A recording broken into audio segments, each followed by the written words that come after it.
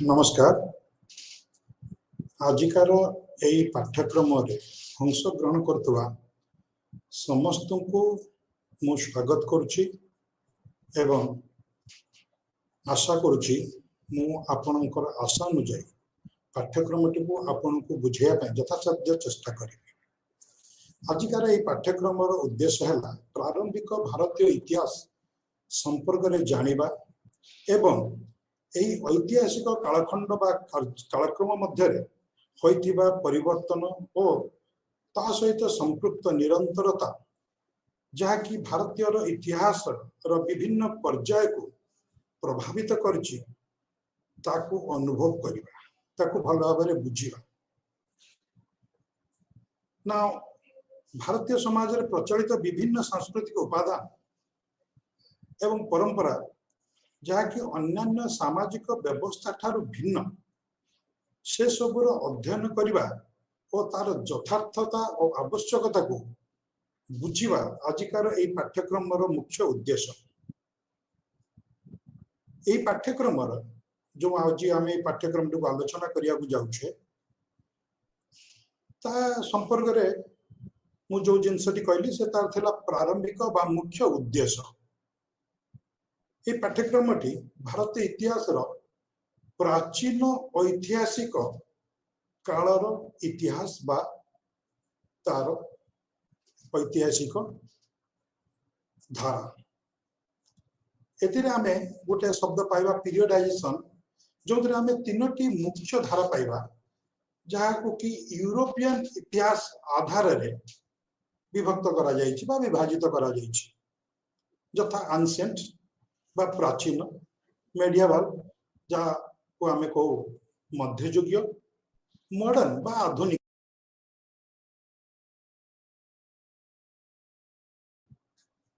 कार्य कालखंड रे बा तीनोटी पर्याय भारतीय इतिहास को विभाजन कराइछि ता सर्वादौ यथार्थ नुह एवं बहुत विद्वान पंडित ऐतिहासिक माने आकु सर्वत्व भावे ग्रहण करंती नाही। यह आज डिबेटेबल यहाँ पर आज जुक्ति हुए यही पीरियडाइजेशन टा कहार आधार रे करा जायछि विभिन्न सांस्कृतिक राजनैतिक अर्थनैतिक चिंताधारा गतिविधि व्यवस्थार परिवर्तन को नहीं विभाजन टी कराइछि। प्राचीन काल जहाँ कि प्रारंभिक ऐतिहासिक खंडरू नहीं ऐतिहासिक कालरू नहीं 1200 ख्रीष्टाब्द पर्यंत मध्ययुगीय काल जहाँ को कि आमे कहि परिबा 1213 ख्रीष्टाब्द नहीं 1718 ख्रीष्टाब्द पर्यंत 1800 ख्रीष्टाब्द जो जुगरे मुसलमान सुल्तानी शासन जुग बा मुगल शासन जुग एवं आधुनिक जहाँ को आमे ब्रिटिश मानकर शासन काल को कहिता मुख्य किंतु यह मु आउथर कहि दउ चाहे यह मध्य विवादीय मझिरे आउ गोटे प्राचीन भारतीय इतिहास कालखंड मध्य आउ गोटे कालखंड आसुची जहाँ को आज आमे कहूछु प्रारंभिक मध्ययुगीय जहाँ को कि षष्ठ शताब्दी नहीं त्रयोदश शताब्दी मध्य रखा जाउछि बहुत ऐतिहासिक बहुत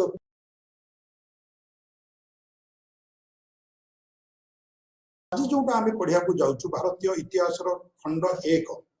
बा इंडियन हिस्ट्री 1 जहाँ को कि आमे प्राचीनतम काल नहीं ख्रीष्टपूर्व 300 पर्यंत बा मौर्य काल पर्यंत पढ़िबा से संपर्क रे आमे आलोचना करबा। ऐतिहासिक चिंताधारा भाव ऐतिहासिक उपादान गुड़ी को आलोचना करिया पूर्व मु जस्ट एक सम्यक धारणा देवा को चाहे यही जो अध्ययन करूँ आमे जो कोर्स बा जो पाठ्यक्रम टी तार विभिन्न दिग अति संक्षिप्त भाव में मुझे चिंताधारा टी को रखी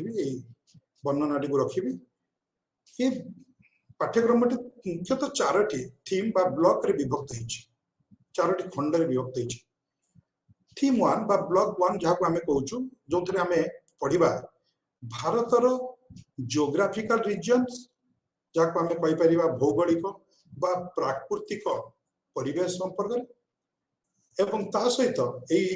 थे मध्य आमे पढ़िबा सोर्सेस ऑफ इंडियन हिस्ट्री बा भारतीय इतिहास प्राचीन भारतीय इतिहास सोर्स बा स्रोत बा उपादान गुड़ी को आमे केउठु आनु एवं को भली भाबरे ताकू आमे इतिहास पढ़िया पई अध्ययन करिया पई प्रयोग करिता एवं तार द्वितीय तृतीय यूनिट रे आमे स्टोन एज कल्चर बा प्रस्तर युगीय संस्कृति संपर्क रे आलोचना करिबा जोंथरे आमे प्राचीन प्रस्तर युग मध्य प्रस्तर युग नूतन प्रस्तर युगर संस्कृति विषय आलोचना करिबा द्वितीय खंड है थीम 2 बा ब्लॉक 2 जोंथरे आमे ट्रांजिशन फेज प्रस्तर युग जहाँ को आमे कहूचु मध्य फूड गैदरिंग हंटिंग बा शिकार करिबा एवं खाद्य संग्रह करिवार गोटे मनुष्यर जो थिला जो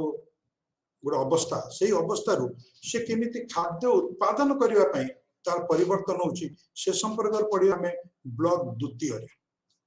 एवं ता सहित पढ़िया आ गोटे युग विषय जहाँ को आमे कहू ब्रोंज एज कल्चर बा ब्रोंज ताम्र युगीय संस्कृति जो आमे पढ़िया हरप्पा सभ्यता संपर्क थीम 3 बा ब्लॉक 3 तृतीय ब्लॉक रे आमे पढ़िया ब्रोंज एज कल्चर को भली भाबरे एक नूतन कल्चर बा नूतन संस्कृति को बाट देइतिला बाट छाड़ी देइतिला बाट पढ़े नैतिला जाको आमे कहूछु आयरन एज कल्चर बा लोह योग्य संस्कृति जोटारे आमे देखिया वैदिक संस्कृति संपर्क रे एवं इंडो गैंजेटिक पेन बा गांगे उपत्यकार गढ़ी उठिता सभ्यता गुड़िक को भाव विस्तृत होता व्यापकता आसला एवं सेमानकर राजनीतिक गतिविधि कौन था इत्यादि इत्यादि आमे थीम 3 रे पढ़िबा देन ता सहित आमे थीम 4 बा ब्लॉक 4 खंड चतुर्थ खंड रे आमे पढ़िबा विभिन्न टेरिटोरियल स्टेट बा सार्वभौम राष्ट्र मानकर को भली भाबरे आविर्भाव होता भारतीय भूखंड रे सार्वभौम राष्ट्र कहले जहाँ आम आजिकार परिप्रेक्षी कहे राष्ट्र मानकर उत्पत्तिर शैली एवं सेमानकर विभिन्न राजनैतिक गतिविधि केमिति थिला आमे एई खंडटे पढ़िबा ता सहित आमे बौद्ध धर्म जैन धर्म भले जो गुड़िक विप्लवात्मक धर्म थिला ब्राह्मण धर्मर विद्रोह नुह विप्लवात्मक कहले रिवोल्यूशनरी रिलीजन हेटेरोडॉक्स सेक्ट से सब धर्म गुड़िक विषय आमे आलोचना करबा सो ये थिला एक संक्षिप्त विवरणी जहाँकि आमे एई पाठ्यक्रम संपर्क रे किछिटा सम्यक धारणा पाइबा पई एबे बर्तमान आमे प्रकृत पाठ्य पुस्तक को आसीबा बा पाठ्यक्रम को आसीबा एवं प्रथम यूनिट एटी हला जियोग्राफिकल रीजन्स एंड सोर्सेस आपण माने आपनकर जो पाठ्य पुस्तक अछि से पाठ्य पुस्तक रे जदी आपण खोलिबे पाठ्य पुस्तक को उन्मुक्त करिवे खोलिबे सेतिरे देखिबे unit 1 geographical region and sources first कथा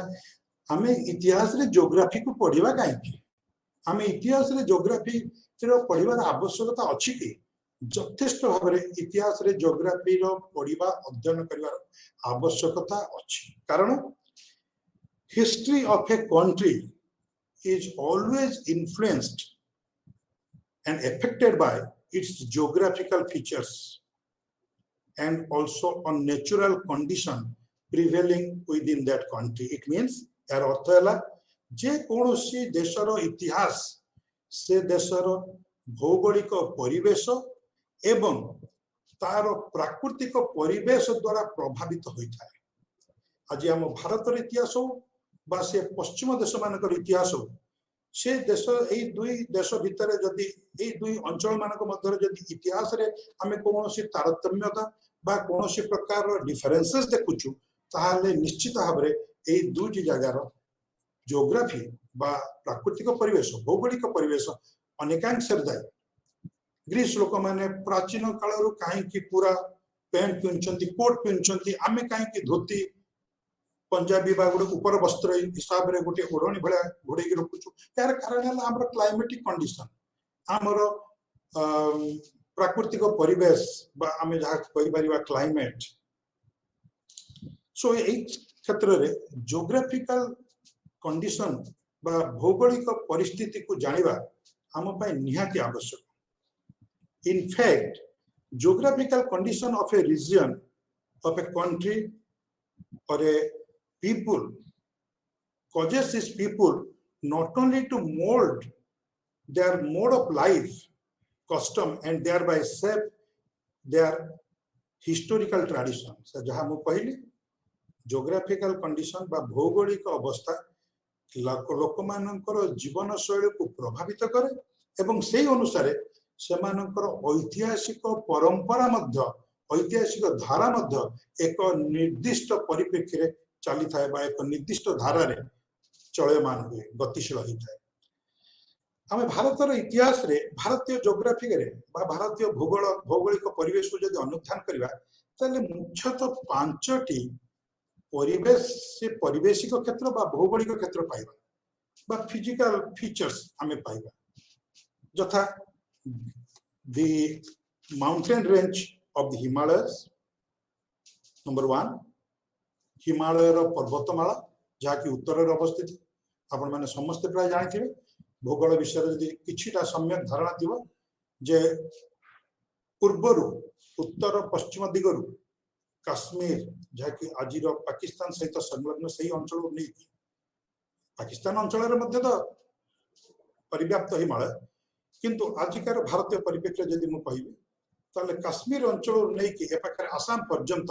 नॉर्थ ईस्ट कॉर्नर ए पर्यंत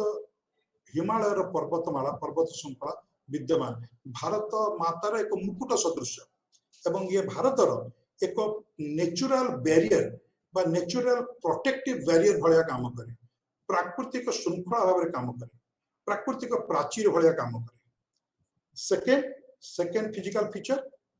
the great Indo Gangetic plain आकु मध्य कह जाए नॉर्दर्न प्लेन आकु आमे कहि परिया सबुठारु बड़ विशाल सिंधु गांगेय उपत्यका आकु मध्य कह जाए उत्तरांचल समतल भूमि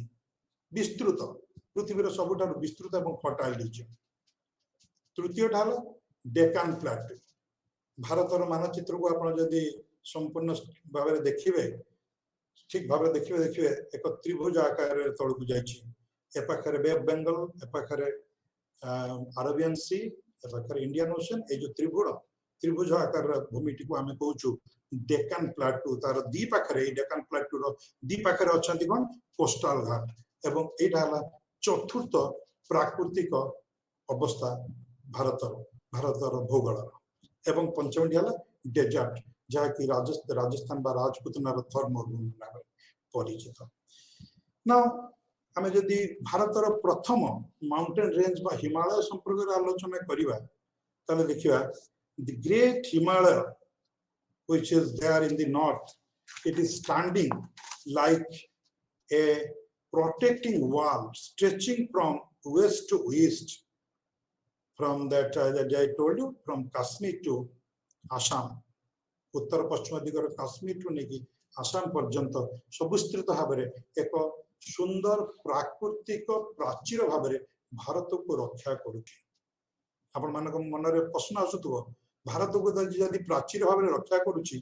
ताहले भारत भीतर को आक्रमणकारी माने आसिले केमिति मुझे यार उत्तर देवी एवं किछि क्षण उत्तर देवी। Second Indo Gangetic plain Indo Gangetic plain जमी मुझे कहली आपको नॉर्दर्न प्लेन कह जाए उत्तर विस्तीर्ण समतल भूमि कह जाए and it is the most fertile lands of the world and this land experiences a number of rivers flowing through it गुड़ाए नदी बड़ बड़ नदी गंगा जमुना सरस्वती आज देखा जाऊ ना एवं गंगा जमुनार विभिन्न शाखा उपनदी ता सहित ईस्ट बही जाउतबा ब्रह्मपुत्र नदी वेस्ट सिंधु नदी झेलम नदी अनेक नदीर समाहार रे समतल भूमि गठित नदीर जो एलुवियल फर्टाइल सॉइल उर्वर पट्टू माटी जुग जुग धरी अनेक जुग धरी यही भूमि रे डिपोजिट होती भूमिटी एक विस्तीर्ण उर्वर समतल भूमि भाव पृथ्वी रे परिचित एवं एथिपाई प्राचीन कालरू यही अंचल एक प्रकार उन्नत सभ्य सांस्कृतिक जीवन धारा को जन्म देथिला एवं आज पर्यंत मध्य चली आसुची कंटिन्यूटीज देयर आज पर्यंत निरंतर भाव में चली आसुची यथा हरप्पा कल्चर हरप्पन कल्चर बा हरप्पा सभ्यता जहाँ कि ଖ୍ରୀଷ୍ଟपूର୍ବ 4000 ରୁ 3000 भितर गढ़ी उठी एवं यह पाखापाखि ख्रीष्टपूर्व 1700 1600 ख्रीष्ट पर्यंत चली तापरे गांगेय उपत्यकार गढ़ी उठी द्वितीय शहरीकरण जो थे गंगा वैली सिविलाइजेशन बोली आमे कहूछु बा गंगा उपत्यकार सभ्यता बोली कहूछु जो थे आमे अनेक शहर मानकर उद्भव बा उत्पत्ति ए समय आमे देखुछु यथा काशी प्रयाग राजगृह कौशाम्बी अहिछत्र इत्यादि इत्यादि अनेक शहर ए समय गढ़ी उठिला ख्रीष्टपूर्व 6th शताब्दी बेलू एवं अनेक जनपद गुड़िक टेरिटोरियल स्टेट ए समय ए अंचल गुड़िक गढ़ी उठिला एवं यार कारण थिला ए अंचल उर्वर पटुमाटी ए अंचल प्रॉस्पेरिटी को बा समृद्धि को वृद्धि करिवारे यथेष्ट सहायक होइतिला। तृतीय ढेला Deccan plateau as I told you already is a triangle shaped and triangle shaped landscape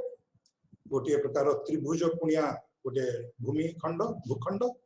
जहा कि चतुर्दिगरे माउंटेन जंगल द्वारा परिवेष्टित एवं यह फल ए माउंटेन जंगल ए अंचल लोक मान परिश्रमी हवा सहित परिश्रमी हवा पाई बाध्य करने सहित ए अंचलटी को उत्तर गांगेय समतल भूमि ठारू किछि परिमाण में विच्छिन्न करके रखिथिला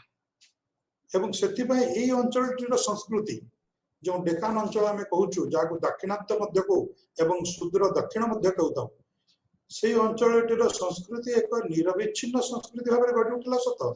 किंतु यार निजस्व किछिटा पिकुलारिटीज थिला यार निजस्व किछिटा परिचय थिला जहा कि उत्तर संस्कृति ठारू टिके भिन्न यथेष्ट भिन्न एवं आज मध्य भिन्न संस्कृति दुईटी संस्कृतिर समाहार आमे देखिया को पाउछु जाको आमे संगम बोली मध्य कहूछु एवं एक सुंदर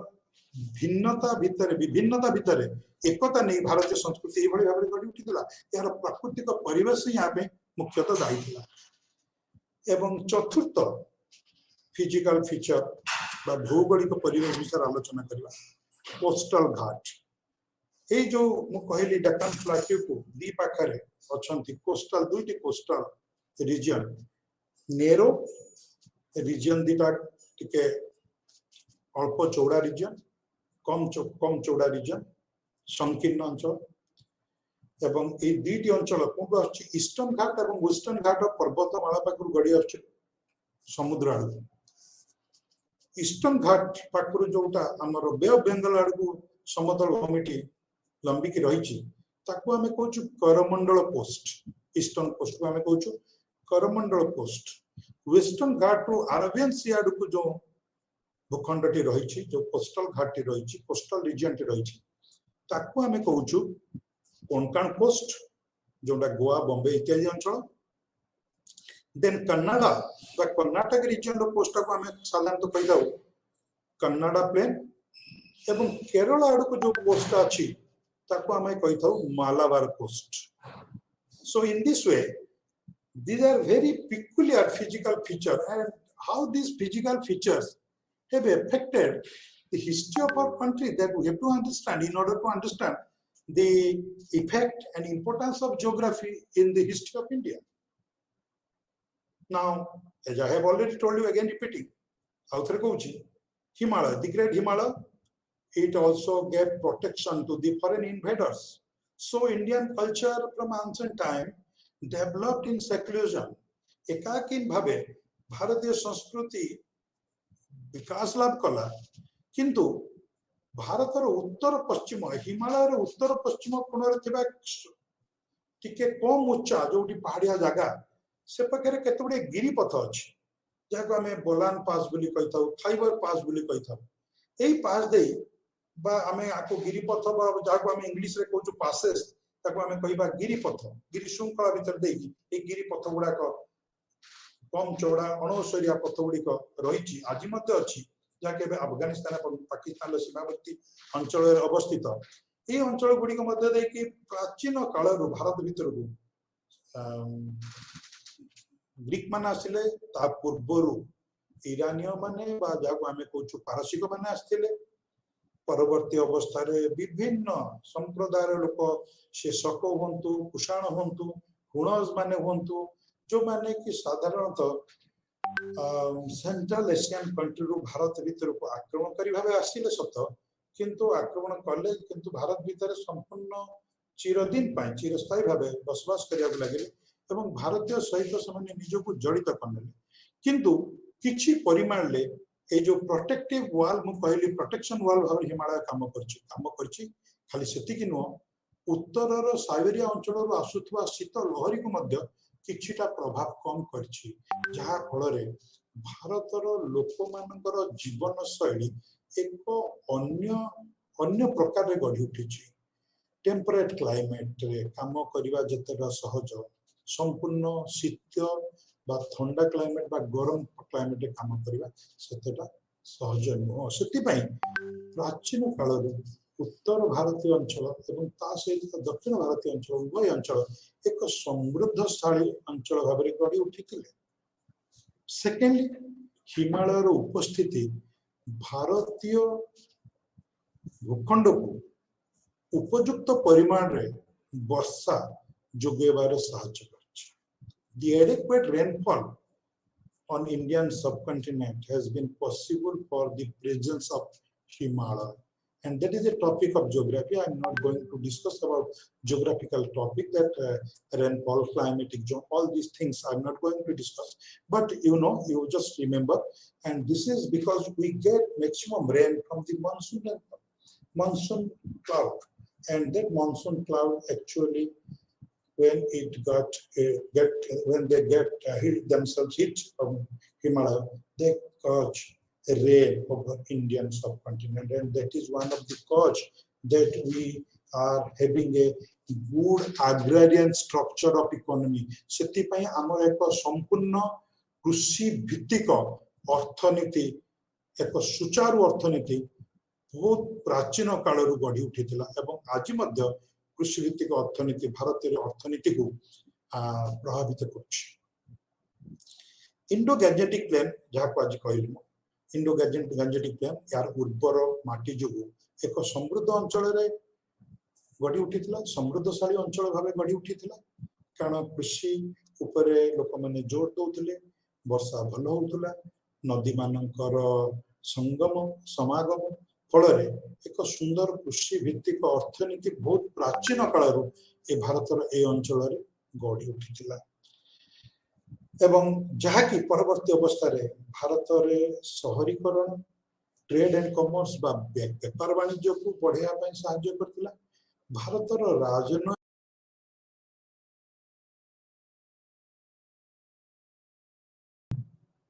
next Deccan plateau, and I have told you, I have already told you पूर्व कही isolation from the north Deccan Plateau because of its presence within these mountains, hills like that, Aravalli, Satpura mountain range, they cut off northern India from Deccan, from South India, and therefore the two cultures they developed with their own peculiarities. निज निजर संपूर्ण परिचय अलग परिचय सहित दुईटी संस्कृति गढ़ी उठी एवं जहाँ फल आज आम दक्षिण भारत उत्तर भारत भितर तुलना करुचु, किंतु आम ता भितर भारतर डाइवर्सिटी भितर आम एक खोजिक पाउचु। एवं द्वितीय कथा समुद्र कूल दुईटा डेक्कन प्लाटूर दुई पाखरे समुद्र, जहाँ फल लोक मान नेविगेशन बा जल यात्रा करने भल नाविक हाँवाई सुजोग जोगी देता। एवं से प्राचीन समय आम देखा यही अंचल लोक मैंने जथा चोल पांड्य यही अंचल लोक मैंने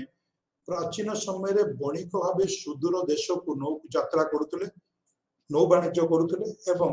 से अंचल प्रस्परस होता सहित कृषि अंचल अत्यंत उर्वर थिला, कारण यही अंचल भितर देखिए अनेक नद नदी मानकर समाहार यथा कावेरी, कृष्णा, गोदावरी, महानदी ऑफकोर्स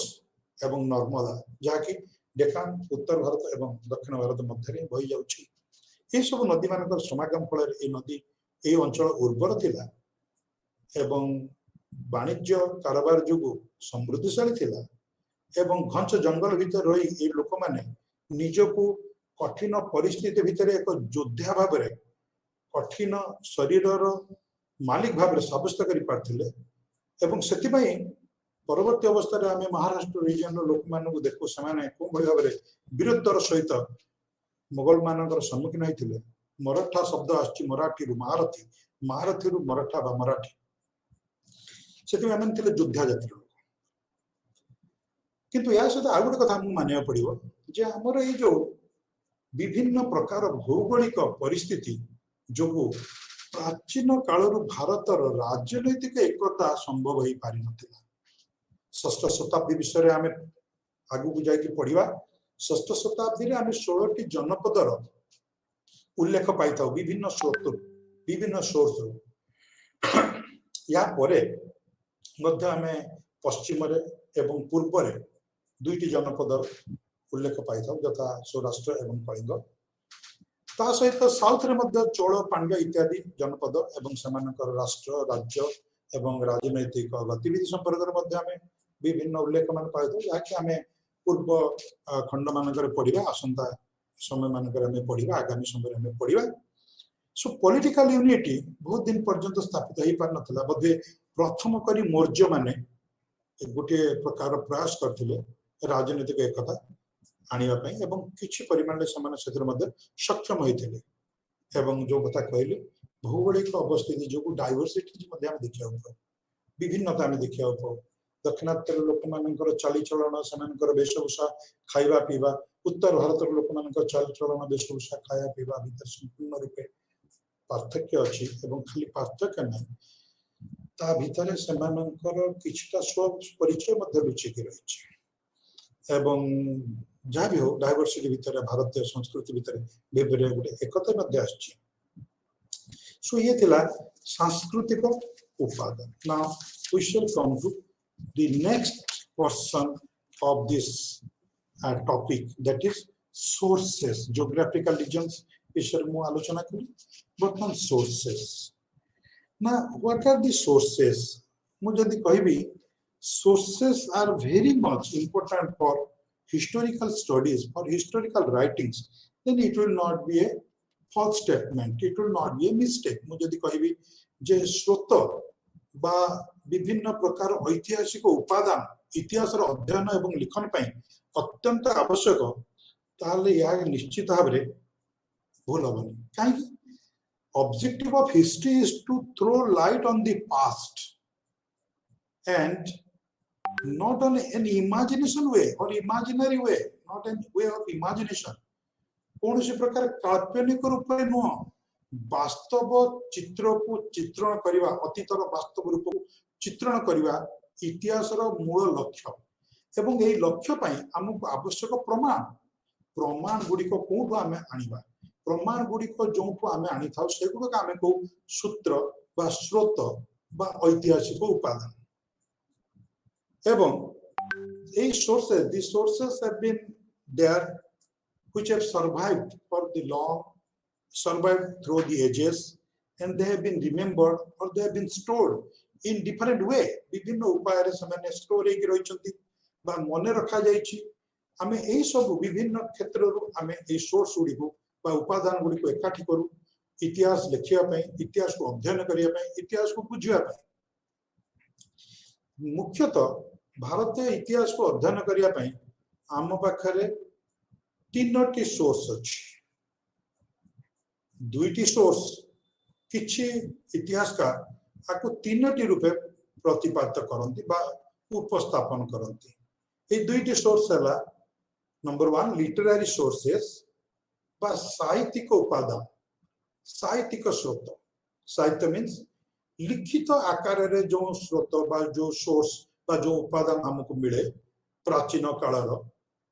ऐतिहासिक गवेषणा करिया पई हमें जार साहाय्य नेउ से गुडा को हमें को साहित्यिक उपादान आ गोटे प्रकार सोर्स अछि जहा कि आमे प्राइमरी तक मौलिक सोर्स कहि पारु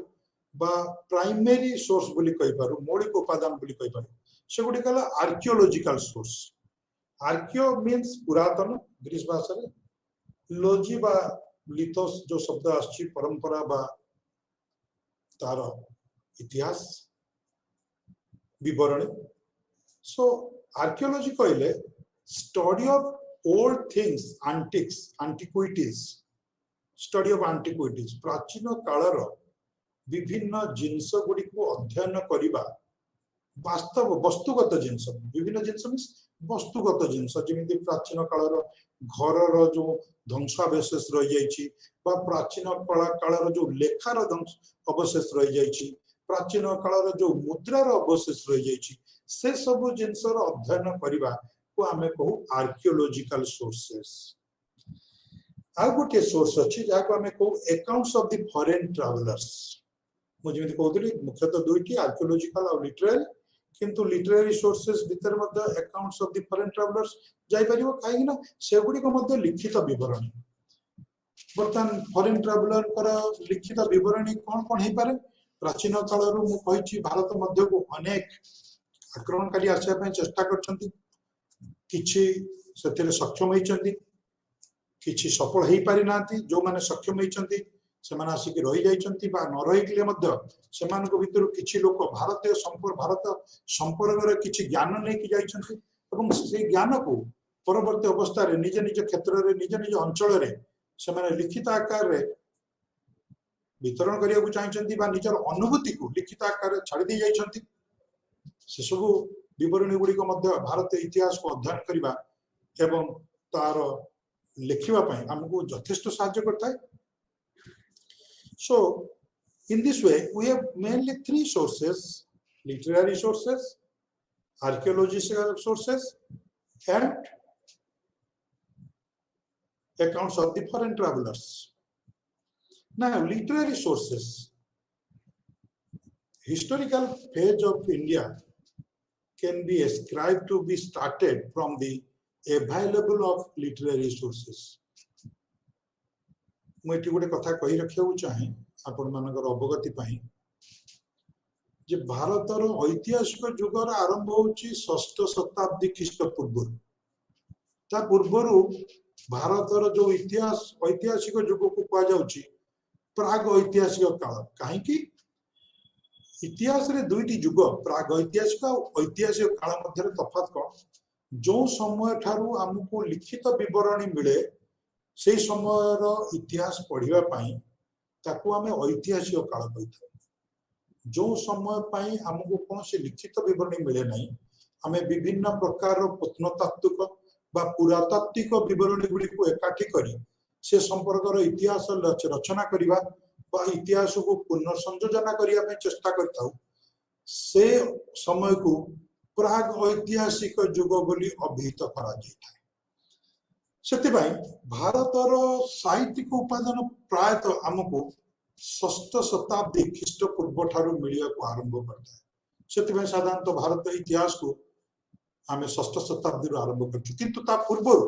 भारत रे हरप्पा संस्कृति हरप्पा सभ्यता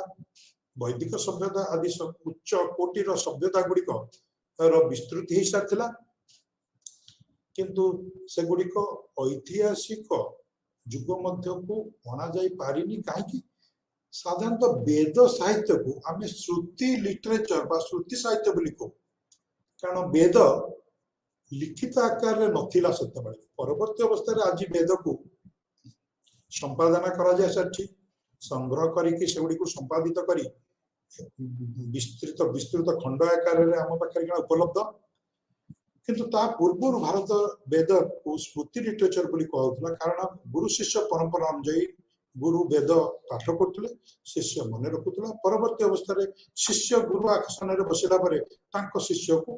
पुनी वेदर ज्ञान दउतले एभली भाबरे गुरु शिष्य परंपरा रे वेद आज पर्यंत हम अछि किंतु आज वेद हमको लिखित आकार मिल गेला जाउ ना काहे कि भारतर लिटरेरी सोर्सेस एक महान परंपरा कहिले अत्युक्ति भारतर जो साहित्य लेखा साहित्य एक महान परंपरा कहले अत्युक्ति एक अत्यंत उच्च कोटिर साहित्य एवं साहित्य संपर्कित अनेक विवरणी एवं उपादान हमको मिलता है से दृष्टि देखिले भारत एक उच्च कोटिर साहित्यर मालिक बा ओनर बोली कहले मध्य किछि भूल हबो नाही। लिटरेरी सोर्सेस को मध्य हमें दुई भाग रे विभक्त करि परिबा, रिलीजियस लिटरेचर, सेकुलर लिटरेचर, धर्म साहित्य एवं लोक साहित्य। धर्म साहित्य भीतर कोन आसे आज जेमिति एकना हम कहली वेद, वैदिक साहित्य भीतर आसीबो धर्म साहित्य। आम मानकर आम मान पाखरे आम परंपरा रे चार गोटी वेद अछि, तथा ऋग्वेद, सामवेद, यजुर्वेद एवं अथर्ववेद। वेद सहित केते गुडी साहित्य मध्य जड़ित एवं संश्लिष्ट, यथा संहिता जोटा कि वेदर गीत बा श्लोक भाग को आम कहू, ब्राह्मण जोटा कि वेदर विभिन्न प्रकार रिचुआल एवं देवादेवी संपर्क में वर्णना करा खंड, अरण्यक एवं उपनिषद वेदर दार्शनिक तत्व को बखाण जिनस उपनिषद साहित्य उपनिषद। अरण्यक जो मुनि ऋषि माने दार्शनिक तत्व को नहीं विभिन्न प्रकार स्मृति रचना करिसेंती, विभिन्न प्रकार सूत्र रचना करिसेंती, ताको आमे अरण्यक बोली कहि थाउ। सो ए सब साहित्य गुड़िक वैदिक साहित्य आकार में अभिहित।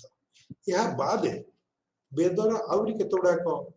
वेद सहित संश्लिष्ट आउरी केतोडी साहित्य अछि, याको आमे वेदांग कहि थाउ, सूत्र कहि थाउ। सूत्र लिटरेचर भीतर अछि स्रोत सूत्र, गृह सूत्र एवं धर्म सूत्र। सेमिति वेद सहित संश्लिष्ट केतोडी उपवेद मध्य अछंती, यथा धनुर्वेद, आयुर्वेद। एई दुईटी उपवेद साधारणतः आमे अथर्ववेदर एक अंश भावे ग्रहण करथाउ। ता सहित गंधर्व वेद जहा कि नाच गीत सहित संश्लिष्ट, नाच गीत संपर्क में ज्ञान दे थाए, ता सामवेद सहित संश्लिष्ट। एवं आउ गोटे उपवेद अछि शिल्प वेद, एवं एई वेद मध्य अथर्व वेदर एक अंश विशेष। एवं एई शिल्प वेद विभिन्न प्रकार बिल्डिंग बा प्रसाद निर्माण एवं विभिन्न प्रकार गृह निर्माण संपर्क में जो ज्ञान दे थाए ताकू शिल्प वेद बोली कहा जाए। सो एगुडी कहला धनुर्वेद, आयुर्वेद, शिल्प वेद,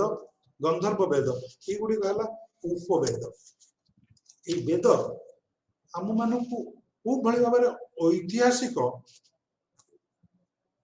विवरणी बा उपादान जोगै था ना। वेद आज आम जो जुगटी कहूँ वैदिक जुग, कहीं वैदिक जुग कहूँ, वेद पाठरू वेदर अध्ययन जुगर समस्त विवरणी यथा साहित्यिक, यथा सामाजिक, सांस्कृतिक, जो भीतर धार्मिक विश्वास, अर्थनैतिक गतिविधि, राजनैतिक कार्यक्रम, ये सब संपर्क में आम वेदर अध्ययन जानी था। से वैदिक जुग। वैदिक जुग साधारणतः ऋग्वेद को कह 1500 ख्रीष्टपूर्व 1000 ख्रीष्टपूर्व भितर ऋग्वेदर अनेक श्लोक प्राय रचना करा जाई सारथिला। ऋग्वेद रे मोट 1028 श्लोक अछि एवं 10टी सूक्त अछि। किछि श्लोक 1000 ख्रीष्टपूर्व पर रचना कराइछि। अन्य तीनोटी वेद यथा साम, यजुर एंड अथर्व, ये तीनोटी वेद 1000 रु नै 700-600 ख्रीष्टपूर्व मध्य रचना करा जाइथिबो। ई वेदरू आम विभिन्न प्रकार सामाजिक, अर्थनैतिक, धार्मिक गतिविधि, व्यवस्था, विश्वास संपर्क में जानी था। से इतिहास को अध्ययन करने से समय इतिहास को अध्ययन करने से जुगर इतिहास को अध्ययन करने वैदिक साहित्य एक सुंदर एवं गुरुत्वपूर्ण उपादान भावे का स्रोत भावे आम मान को अधिक रु अधिक उपादान जोगे थाए। से वैदिक साहित्य एक अत्यंत उच्च कोटिर ऐतिहासिक उपादान कहले मध्य अत्युक्ति हेब नहीं। देन धर्मशास्त्र जहा कि ख्रीष्टाब्द 100 बा ता परवर्ती अवस्था रे देखा जाइतला विभिन्न समय धर्मशास्त्र गुडी को लिखा जाइछंती। सामाजिक न्याय, सामाजिक अवस्था, सामाजिक गतिविधि से संपर्कित विभिन्न नीति नियम ए सबु धर्मशास्त्र मानकरे आलोचना करा जायछि एवं निर्देशित मध्य करा जायछि जे व्यक्ति विशेष मानकु को भली भाबे समाज भितरे चालीचलन करिया पड़िबो समाज रे सौहार्द रक्षा करिया पई को भली भाबे सामाजिक भूमि उपरे रही कार्य करिया पड़िबो ए सब जिंस एथरे आलोचना करा जायछि सेति में धर्मशास्त्र गुडी को मध्य गुरुत्वपूर्ण प्रमुख धर्मशास्त्र मध्य नारद स्मृति अच्छी मनुस्मृति अच्छी ये सब धर्मशास्त्र बृहस्पति स्मृति अच्छी पराशर स्मृति अच्छी स्मृति एवं धर्मशास्त्र प्राय एक देन पुराण आमर भारत रे भारतीय परंपरा रे 18 खंड महापुराण अच्छी एवं ता सहित अनेक उपपुराण मध्य अच्छी इन महापुराण गुडी को मध्यरु ब्रह्मांड पुराण वायु पुराण गरुड़ पुराण ब्रह्मवैवर्त पुराण विष्णु पुराण इत्यादि अनेक महाशिव पुराण इत्यादि अनेक महापुराण अच्छी एवं ये सब पुराण विभिन्न देवादेवी शक्ति से दैव शक्ति दैविकता संपर्क में आलोचना किंतु ता सहित ये पुराण गुड़िकर केते गुड़िए ऐतिहासिक उपादान गुड़िक लुक्कायित भाव में अच्छी जहाँ को पाठन करिया द्वारा पठन करिया द्वारा आम से ऐतिहासिक उपादान गुड़ी जाना पाई पुराण 5टी लक्षण अच्छी कौन से गुड़ाक स्वर्ग प्रतिसर्ग वंश मन्वंतर वंशानुचरित पुराण 5 लक्षण बोली कह जाए ये 5टी लक्षण थिले गोटे साहित्य को पुराण साहित्य बोली कहवा को पड़े बा गोटे पुराण साहित्य बोली अभिहित हो पारे स्वर्गर अर्थ है इवोल्यूशन ऑफ द अर्थ रो इवोल्यूशन केमती हला अर्थ केमिति बा पृथ्वी केमिति सृष्टि हला प्रतिसर्ग हला ए रिक्रिएशन ऑफ अर्थ आमे साइंटिफिक प्रमाण मध्ये पाइलुनी पृथ्वी रे विभिन्न समय रे विभिन्न युग रे गुटे पर गुटे युगर परिवर्तन होइछि आमे आकु कहि परिबा रिक्रिएशन ऑफ द अर्थ से बेले रे वंश गॉड्स एवं गॉडेस मानकर लिस्ट बा समानकर वर्णना समानकर वंशर तालिका जमी शिव पुराण रे शिवंग पुत्र कार्तिकेय गणेश पार्वती संपर्क आलोचना करा जाउछि एमि पुराण मानकर विभिन्न देवादेवींकर वंश विषय आलोचना करा मन्वंतर मन्वंतर रे विभिन्न युग संपर्क आलोचना करा जाइछि जेमिति कली युग द्वापर युग त्रेता युग सत्य युग एवं प्रति युग केमिति एक महाप्रलय द्वारा संपूर्ण होछि महाप्रलय द्वारा तार समाप्ति होछि एवं पुणी एक नूतन युगर सृष्टि होछि एक नूतन मानव जातिर उद्भव होछि एवं सेही मानव जातिर उद्भव पई जने महापुरुष बा एक संत को मनोनीत करा जाउछि दैव शक्ति द्वारा एवं तांकर ना होछि मनु एवं मनु को पाखरु जो मान उद्भव होछंती सेमान को जाउछि मानव सो मनंतर विषय आलोचना करा होछि प्रति युग को एक मनंतर भाबे वर्णना कराइछि देन लास्ट वंशानुचरित एवं this is the most important thing from the point of the study of history इतिहास पाठन दृष्टि एटा होछि गोटे बहुत बड़ गुरुत्वपूर्ण उपादान कौन एटा वंशानुचरित हला जीनियोलॉजिकल लिस्ट ऑफ थिंग राजा मानकर जीनियोलॉजिकल बा वंशानुबली वंशबली मध्य पुराण मानकर आलोचना करा जाय साधारणतः पुराण गुडी को प्रथम शताब्दी रु नहीं 1000 शताब्दी ख्रीष्टाब्द मध्य रचना करा जायतिबा संकलन करा जायतिबार अनुमान करा जाय एवं ऐतिहासिक गवेषणा रु मध्य यह किछिटा प्रमाणित होइछि बाय गुप्त डायनेस्टी बाय द टाइम गुप्त डायनेस्टी गुप्त शासन समय मध्य रे पुराण गुडी को प्राय संपूर्ण भाबे कंपाइल्ड हो सारथिले एवं परवर्ती अवस्था रे ए पुराण भितर किछिटा इंटरपोलेशन हेछि किछिटा प्रवेश करछि किछि नूतन तथ्य प्रवेश करा जायछि किछिटा एडिट करा जायछि संपादन करा जायछि जा भी होरा काहे कि साधारणतः मान्यता हमर ऐतिहासिक मानकर जे प्रथम शताब्दी रु नै 1000 शताब्दी मध्य रे पुराण गुडी कर लेखा एवं समानकर संपादन सब सरी जायछि सो या भितर ए जो पुराण गुडी कर वर्णना हेछि यार पृष्ठभूमि सामाजिक पृष्ठभूमि धार्मिक पृष्ठभूमि गुडी को अध्ययन कले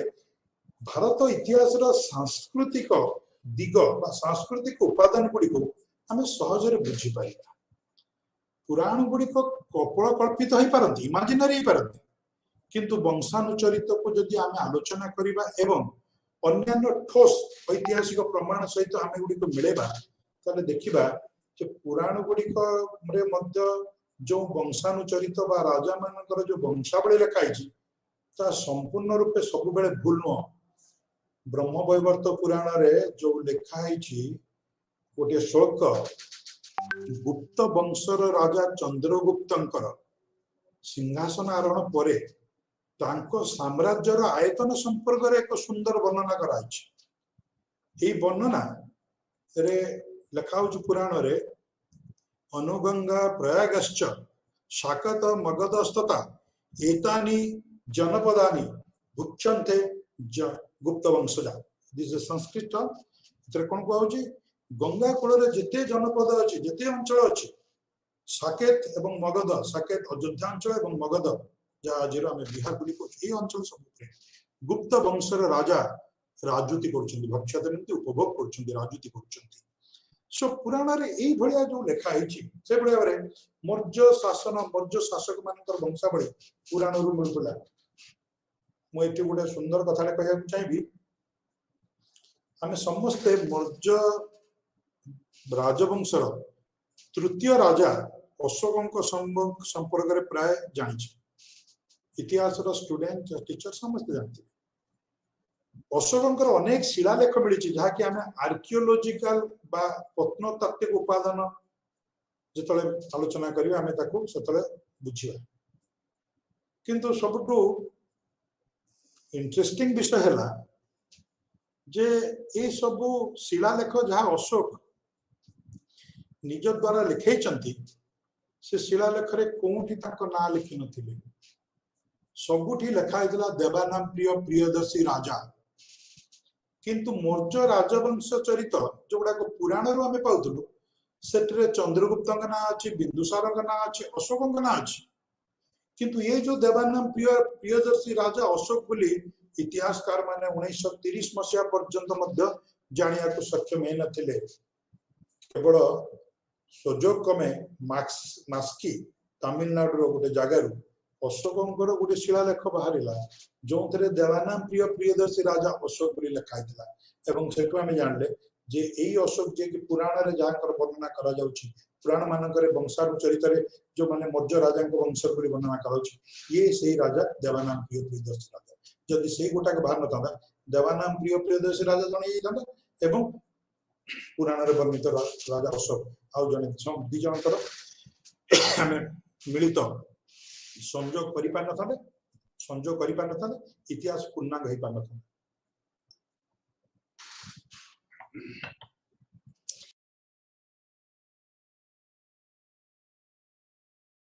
पाई थाउ तार अध्ययन करथाउ तार अनुशीलन मध्य करथाउ तापरे आमे आर्कियोलॉजिकल उपादान बा प्रत्नतात्विक उपादान सहित ताकू कोरबोरेट करू बा ताकू मिलै थाउ एवं जेतले दुईटी जाक हमकु सोर्स संपूर्ण रूपे एक निर्दिष्ट दिग प्रति आंगुली निर्देश करती बा सूचई थांती आमे ताकू इतिहास रो एक घटना भाबे ग्रहण करिवारे कोनोसी हमर द्विधा न थाए। सेति पुराण मध्य एक सुंदर ऐतिहासिक उपादान भावे आमे ग्रहण करि परिया। काल्पनिक हेले मध्य आमे एथुर मिलितवा विभिन्न सामाजिक सांस्कृतिक व्यवस्था संपर्क रे आमे अनेक किछि जानि परिबा। आमे देवा देवी कथा न नेले मध्य तत्कालीन जो समय पुराण गुड़ी लिखा जाउथला से समय सामाजिक भित्तिभूमि केमि थिला, धार्मिक विश्वास केमि थिला, राजनैतिक दृश्यपट रे कोन होतला ताकू आमे किछि परिमाण ले जानियाबो सक्षम हवा। ये थिला पुराण धर्म साहित्य, हिंदू धर्म साहित्य जाको हमें ब्राह्मणिकाल धर्म साहित्य मध्ये को बा ब्राह्मण धर्म साहित्य बोली को। पुराण बादे आम पाखरे हिंदू धर्म साहित्य आउ दुईटी सुंदर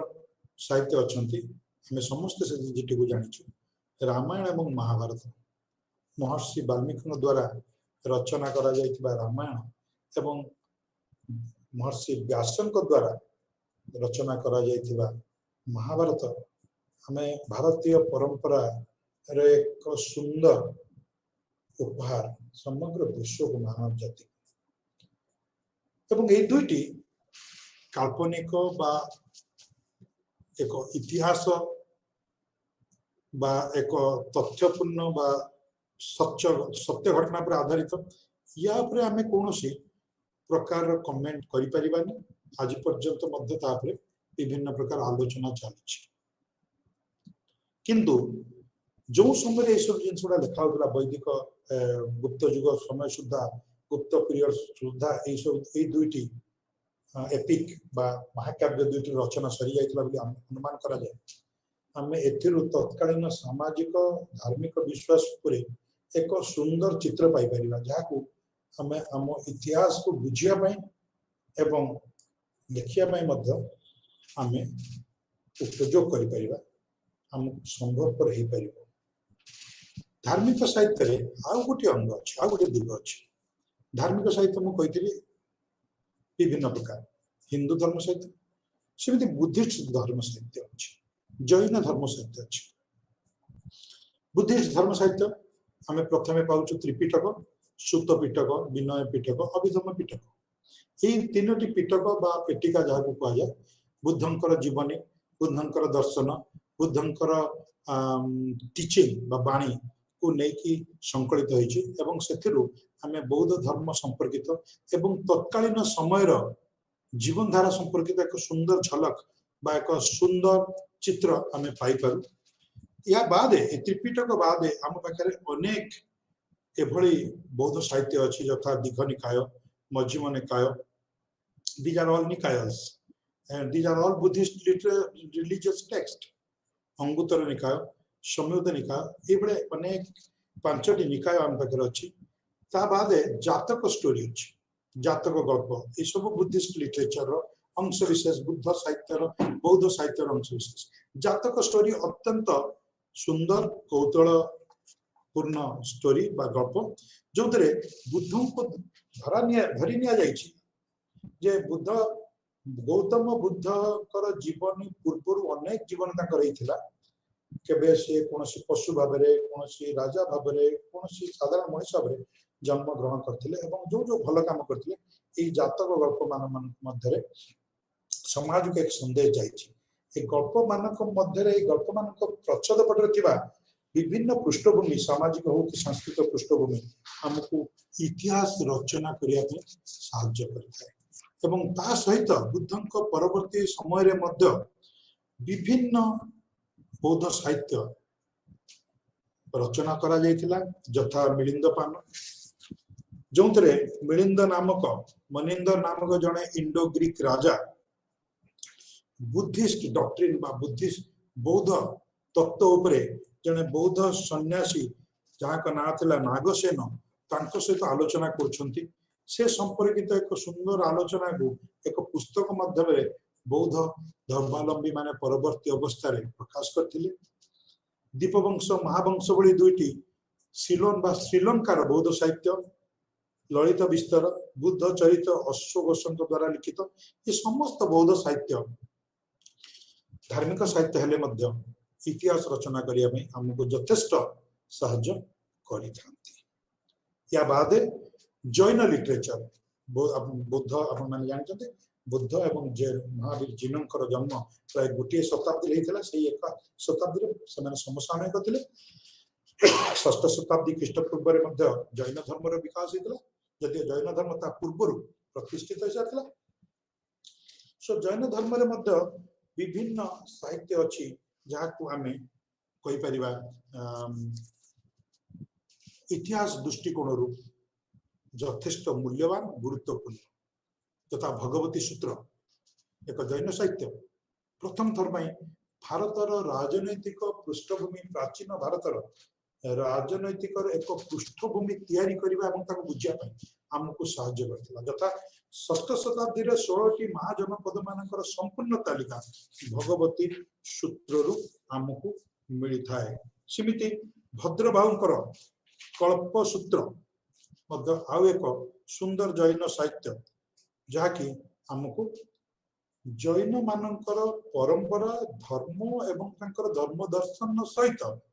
तत्कालीन सामाजिक अवस्था संपर्क मध्य किछिटा हमको आलोचना करिया पे सुजोग देता है बुझिया में सुजोग देता है एवं इतिहास दृष्टिकोण सेगुड़िक यथेष्ट गुरुत्वपूर्ण आमे कहि परिबा सेमाने मध्य यथेष्ट ऐतिहासिक उपादान निज भितर साहित्य रखी ये थिला धर्म साहित्य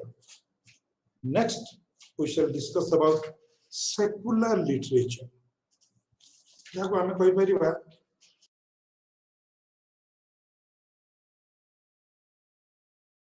स्मृति लिटरेचर जहाँ को कहली मनुस्मृति याज्ञवल्क्य स्मृति पराशर स्मृति एवं नारद स्मृति ये सब स्मृति जदियो सामाजिक एवं धर्म सहित जदियो जड़ित किंतु सामाजिक नीति नियम परंपरा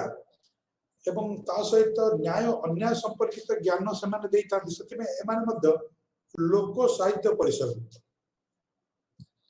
एवं तत्कालीन समाज को बुझिया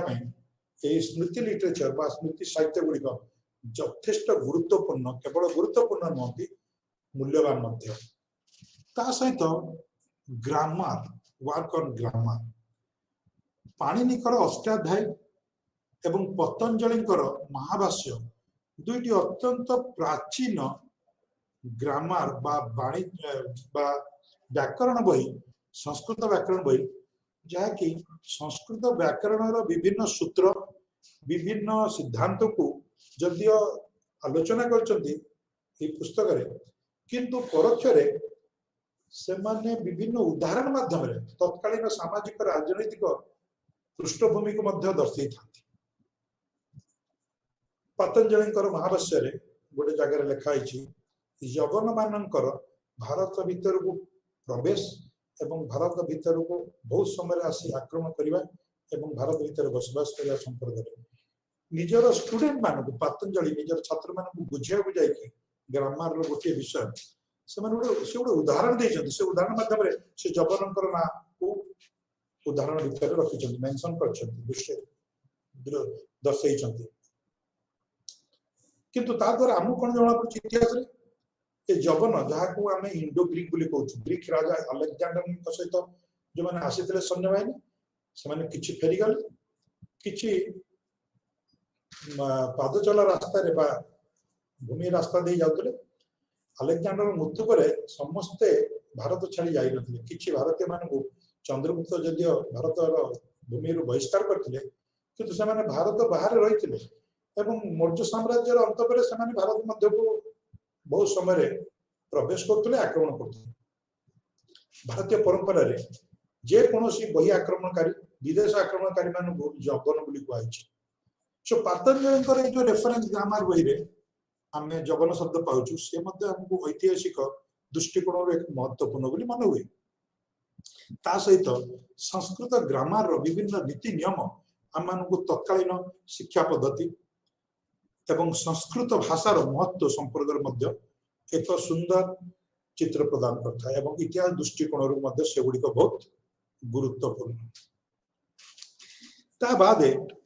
केतोड़े बायोग्राफिकल वर्क अच्छी बा आमे जहाँ को कहबा आत्मजीवनी ये आत्मजीवनी भितर आमे हर्ष चरित बाणभट्टंकर सिमिति बिल्हणकर विक्रमार्क चरित विक्रमादित्य चरित विशाखा दत्तंकर मुद्रा राक्षस मौर्य कालीन शासन ढांचा संपर्क रे मुद्रा राक्षस रे सुंदर भाव बुझे विशाखा दत्त ये सब गुड़िक जदियो बायोग्राफिकल वर्क मध्य जीव किंतु लोक साहित्य कैटेगरी आसो एवं से माने यथेष्ट ऐतिहासिक उपादान भारत इतिहास को बुझाई आमको प्रदान करता या व्यतीत सुंदर उपन्यास काव्य जहाँ को आम रोमांटिक काव्य मध्य कहि परिबा यथा कालिदास मेघदूतम हो बा अभिज्ञानम शकुंतलम हो एवं से भली अन्यान्य लेखा रघुवंशम हो से सब लेखा मध्य तत्कालीन सामाजिक अवस्था संपर्क में सुंदर चित्र प्रदान